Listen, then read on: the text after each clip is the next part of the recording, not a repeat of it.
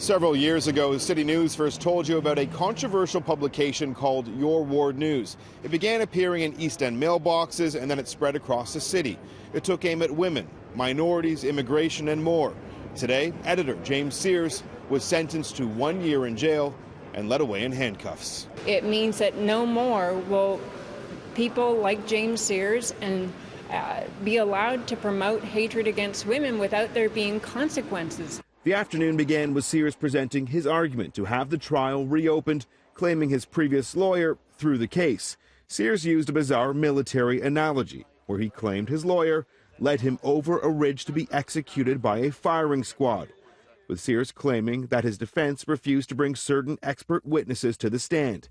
Justice Richard Blouin quickly denied Sears the opportunity to another trial and handed down 2 consecutive 6-month sentences. The judge said, you don't, and I'm paraphrasing, but you don't get to lose a case and come in and claim that you didn't like the tactics when you were part of the tactics. Sears and his publisher Leroy St. Germain were found guilty in January. The problematic publication has a circulation of 300,000 in the Toronto area and beyond.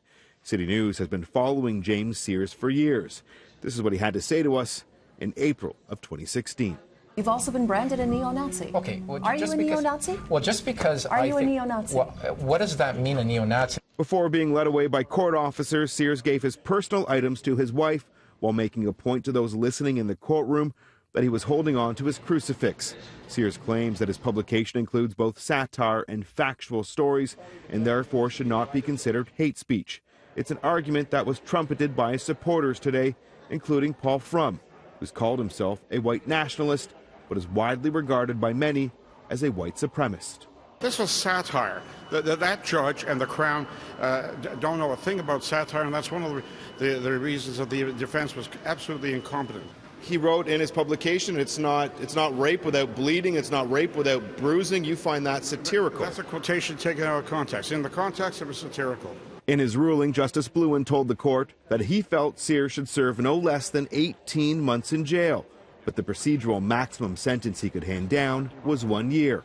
For complainants like Lisa Kinsella, whose family have been attacked in Your Ward News, today is still a victory. What message does this say to others who are willfully promoting hate in our cities, in our neighborhoods, in our country? You're not going to get away with it. If you're promoting hatred against an identifiable group, which includes women, which includes Jews, which includes members of the LGBTQ community, which includes immigrants and people of color, you are not going to get away with that anymore. Just as he was being led out in handcuffs, James Sears poked his head back into the courtroom. His final words, "See you guys." Leroy St. Germain, the publisher of Your Ward News, will be sentenced 1 week today. Outside of College Park Courts, I'm Adrian Ghobrial for City News.